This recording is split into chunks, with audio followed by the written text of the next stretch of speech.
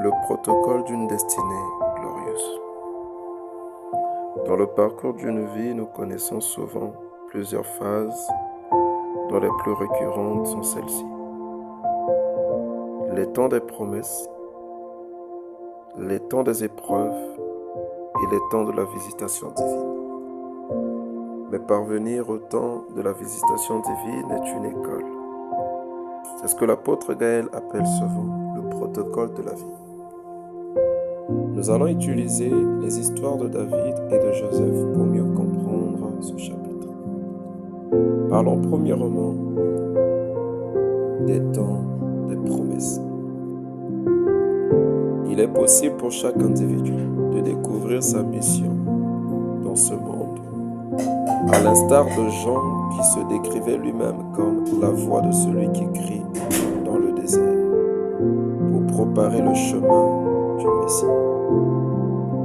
À travers des rêves ou des convictions, chacun peut plus ou moins comprendre ce à quoi il est appelé dans ce monde. Un serviteur de Dieu peut commencer à rêver, de prêcher et de voir des foules de gens l'écouter, ainsi que des malades guéris, avant même d'entrer dans son service. Notre destinée peut aussi être révélée par un sentiment de non-accomplissement. Ceux qui seront destinés à devenir médecins peuvent ressentir qu'il existe une pénurie de professionnels qualifiés dans ce domaine. Si vous avez le sentiment qu'il manque quelque chose quelque part et que cette tâche doit impérativement être accomplie, c'est un appel intérieur qui vous pousse à réaliser cela. Car la profondeur appelle la profondeur. Les desseins divins orientent nos vies dès notre jeunesse.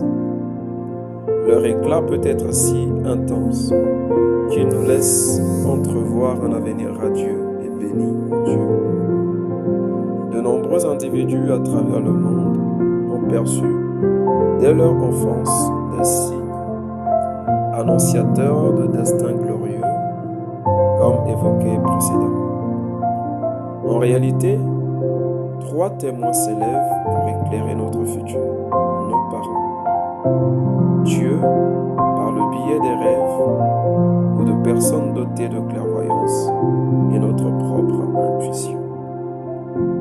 Être parent permet à beaucoup de personnes de mieux comprendre différentes choses, notamment la nature de chaque enfant, son potentiel pour l'avenir et les bénédictions de Dieu qui résident en lui. Certains enfants, dès le premier regard, dégagent une certaine grandeur. En observant les gens, on peut percevoir les valeurs qui les animent. Par la grâce de Dieu, j'ai eu l'opportunité de prier pour des enfants. Et le Saint-Esprit nous donne la capacité de discerner leur destinée et de prier en conséquence. Par exemple, j'ai prié pour un jeune garçon et j'ai reçu une vision d'un petit bateau de pêche en mer avec un homme attrapant de grands poissons. Il m'a été difficile de partager cette vision inspirée avec sa mère, mais finalement, elle m'a confirmé que son fils aspirait à devenir pêcheur en mer. La Bible relate les histoires de Joseph, fils de Jacob, et de David, fils d'Isaïe, 2 jeunes hommes qui avaient un avenir exceptionnel et prometteur. Souvent, c'est le père ou la mère qui perçoit en premier le grand potentiel d'un enfant. Grâce à leur sagesse et à leur expérience, un parent est capable d'estimer ou de prédire qui sera cet enfant que Dieu met sur leur chemin. La Bible relate l'amour que le père de Joseph lui portait, le voyant comme un jeune homme de valeur et d'honneur, destiné à de grandes responsabilités. Genèse 37:3. Israël aimait Joseph plus que tous ses fils, dit l'Écriture. As-tu déjà réfléchi à la raison pour laquelle certains parents confient de grandes responsabilités à des enfants qui ne sont pas pourtant des aînés? Dans les traditions africaines, les anciens, experts en matière spirituelle, étaient capables d'évaluer l'âme d'une personne et, lors d'initiation, transmettaient ou laissaient leur totem à ceux dont l'esprit manifestait une grandeur particulière. Ces individus étaient appelés au chevet de leurs parents ou grands-parents mourants. Ainsi, les ancêtres africains transmettaient leur héritage spirituel. La plupart des personnes devenues sorcières en Afrique sont des individus et dons exceptionnels que Dieu leur avait donnés. Malheureusement, beaucoup d'entre eux ont été séduits par le diable et continuent d'être utilisés dans la sorcellerie.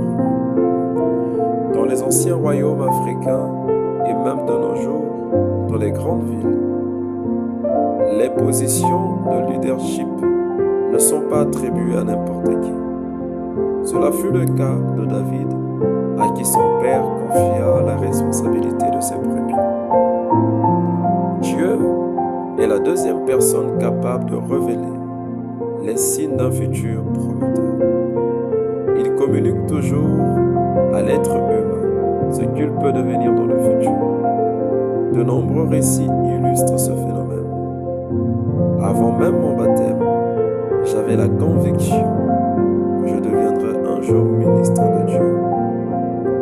Une femme observa un jour à l'école du dimanche et prophétisa: cet enfant deviendra un serviteur de Dieu. Au début de mon ministère, j'ai rencontré un prophète qui, dès notre première rencontre, me prédit: je te vois au milieu des hommes de Dieu et tu seras largement apprécié par eux. Une vision qui s'est réalisée dans ma vie. On pourrait écrire de nombreux livres en explorant de tels exemples dans ma vie, la vôtre ou celle de vos proches.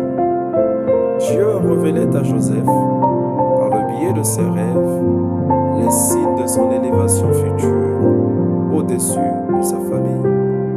Genèse 37, 9 dit: il eut un songe, il eut encore un autre songe, et il le raconta à ses frères. Il dit: j'ai eu encore un songe, et voici le soleil, la lune et 11 étoiles se prosternaient devant nous. Il est possible que certaines personnes n'aient jamais fait de rêve, mais Dieu révélait à son serviteur ce qu'il appelle à accomplir par des prophéties, peut-être pour le préparer. Dans le cas du prophète Samuel, Dieu l'envoya dans la brousse pour oindre David en tant que futur roi. Bien que cette onction n'ait pas fait de David un roi sur le champ, cela représentait une promesse pour sa vie. Les gens vinrent chercher David pour le conduire devant le prophète afin de recevoir l'esprit et l'onction royale. 1 Samuel 16:12. Isaïe l'envoya chercher.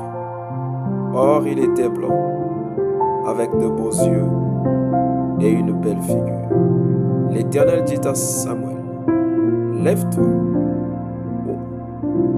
oins-le, car c'est lui.